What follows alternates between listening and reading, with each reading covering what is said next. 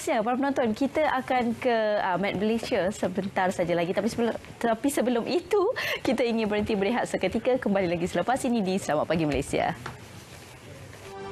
Bantuan khas keuangan bagi tahun 2023 dibayar kepada anggota perkhidmatan awam grade 56 ke bawah berjumlah RM700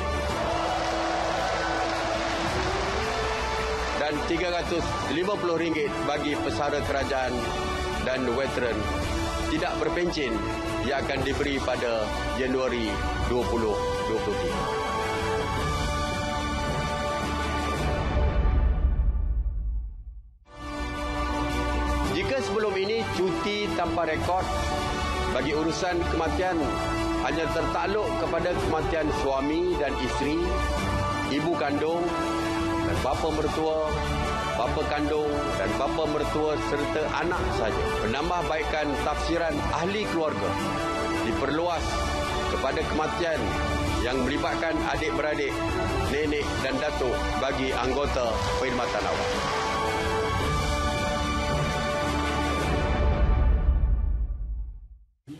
Baik, keluarga Malaysia menjelang pembentangan bajet 2023 yang akan dijadualkan dibentangkan pada 7 Oktober depan. Sepastinya kita akan memperincikan apakah antara pemerhatian kita khususnya berkenaan dengan alam sekitar dan pembangunan mampan. Jadi untuk kita mengetahui dengan lebih lanjut bayangan bagi bajet 2023 ini, kita bersama dengan Dr. Faradina Merikan Muhammad Siddiq Merikan yang merupakan pensyarah program persekitaran Pusat Pengajian Sains Kaji Hayat Universiti Sains Malaysia. Assalamualaikum. Hari ini kita akan membicarakan berkenaan pra-bajet 2023 dari sudut alam sekitar dan juga pembangunan mampan. Pastinya kita sedia maklum aktiviti manusia pada ketika ini mengancam kelestarian alam sekitar dan penting untuk kita meneruskan green budgeting ataupun bajet yang akan memberikan penumpuan kepada kelestarian alam sekitar dan juga pembangunan yang lebih mampan SDG seperti mana yang dinyatakan oleh Yang Amat Berhormat Perdana Menteri baru-baru ini dalam persidangan bersama dengan Pertubuhan Bangsa-Bangsa Bersatu yang ke-77. Pastinya kita akan mendapatkan perincian dengan lebih lanjut untuk kita memahami berkenaan dengan apakah antara aspirasi-aspirasi ataupun program-program, inisiatif-inisiatif yang akan digerakkan ataupun yang akan dibawa dalam pembentangan bajet 2023 khususnya dalam kita menepani situasi semasa pada ketika ini kita mendepan dengan cabaran perubahan iklim pada peringkat global yang turut memberi cabaran kepada kita Malaysia. Kalau kita imbas kembali pada tahun lepas, negara kita berhadapan dengan banjir besar yang paling serius dalam sejarah negara kita di mana ianya mengakibatkan kerugian dianggarkan mencecah 1.4 bilion ataupun 6.1 bilion ringgit Malaysia pada tahun lepas. Jadi semua perkara ini pastinya akan diteliti oleh pihak kerajaan khususnya dari pihak Kementerian Alam Sekitar dan juga Air untuk kita memperhalusi pelbagai perincian dan juga pendekatan untuk kita mencapai matlamat pembangunan lestari secara holistik. Jadi kita sudah maklum juga Malaysia meletakkan sasaran bagi mencapai 31% penggunaan tenaga boleh diperbarui menjelang 2025 dan komited untuk mencapai status negara sifar pelepasan gas rumah hijau seawal tahun 2050. Jadi berdasarkan situasi semasa ini, mungkin untuk permulaan ini, apa gambaran untuk bajet 2023 untuk terus diunjurkan bersandarkan kepada green budgeting yang bagi memperkasa pelaksanaan projek dan juga program pembangunan yang mesra alam sekitar, Doktor? Okey, terima kasih Melawar untuk soalan yang diberikan. Okey, pertama sekali kita kalau lihat kan kerajaan dia telah meletakkan sasaran sebanyak 31% penggunaan tenaga yang boleh diperbarui menjelang tahun 2025. Jadi kalau kita lihat pada sasaran yang ditetapkan, saya rasa ini satu langkah yang sangat baik. Kerana kalau di Malaysia, kita lihat memang ada permintaan yang sangat tinggi dari segi sumber tenaga. Dan ini sumber tenaga sangat signifikan untuk pelbagai tujuan. Ini kita guna untuk pengangkutan, perindustrian, domestik, untuk komersial, kediaman dan lain-lain. Kalau mengikut unjuran semasa, kita dapat lihat permintaan elektrik Malaysia sebenarnya akan meningkat daripada 18,800 megawatt sehingga 24,000 megawatt menjelang 2039. Jadi saya dah sertakan satu graf berkenaan dengan pembebasan gas karbon dioksida di Malaysia dengan saya tak tahu whether kita boleh tunjuk the image di sini.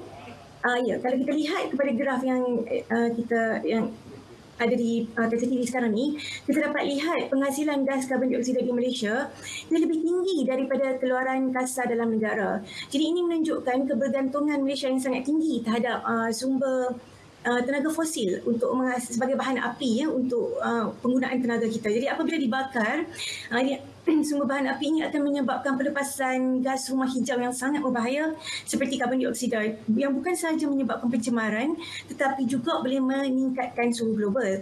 Jadi kalau kita bandingkan dengan trend yang kita lihat di negara-negara maju, mereka telah berjaya memisahkan penggunaan tenaga dan pertumbuhan ekonomi.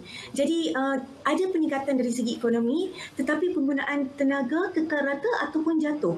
Jadi bila kita lihat trend itu dan kembali kepada sasaran negara untuk meningkatkan penggunaan sumber tenaga baru yang lebih lestari, ialah satu jalan yang memang betul lah yang patut kita ikuti sebab kita perlu tenaga yang diperbarui atau tenaga yang lebih bersih ini.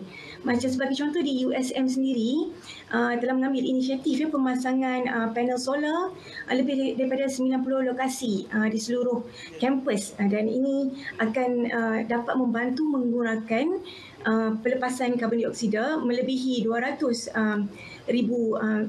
kiloton dan ini sangat penting untuk peralihan kepada tenaga yang lebih bersih dan yang boleh diperbarui. So, jadi saya rasa untuk bajet 2023 dan seterusnya ke hadapan, pelaksanaan projek dan program pembangunan mestilah berasaskan kelestarian alam dan diperkasakan dengan ciri-ciri mesra alam.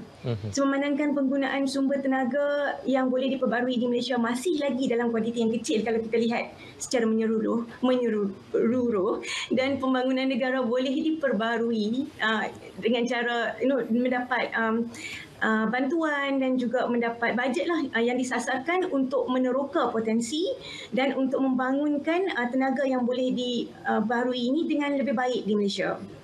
Kalau kita ingin melihat kepada untuk mencapai sasaran negara sifar pelepasan gas hijau, kita kena lihat juga bukan saja dari segi mengurangkan pembebasan gas karbon dioksida, tetapi kena melihat juga daripada cara untuk mengeluarkan gas yang memang telah berada di dalam penyingkiran gas yang telah berada di atmosfera. Dan keadaan ini kita boleh lakukan sekiranya kita mengekalkan ekosistem kita, terutamanya kawasan hutan. Sebab kemusnahan hutan ni kan, hutan semula jadi ni melalui aktiviti manusia yang melakukan pembangunan dan sebagainya akan memberi impak kepada kandungan gas karbon dioksida di udara.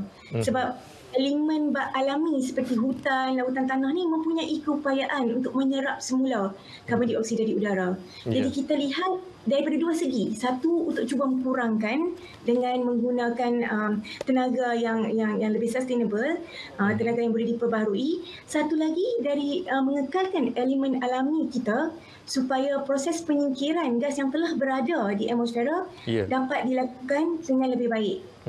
Baik, menyentuh berkenaan perkara itu, Perdana Menteri baru-baru ini mengulangi komitmen Malaysia semasa sidang kemuncak bumi pada 1992 iaitu berikrar untuk mempertahankan sekurang-kurangnya 50% daripada kawasan hutannya. Jadi sebagai satu daripada hanya 17 negara yang memiliki kepelbagaian bio di dunia. Jadi dalam bajet 2023 ini, apa lagi antara inisiatif-inisiatif atau langkah-langkah yang perlu diperkasakan oleh pihak kerajaan untuk memastikan matlamat ini dapat dicapai, dan antara mungkin saranan yang sering kali kita dengar adalah proses penghutanan semula. Jadi bagaimana pandangan doktor?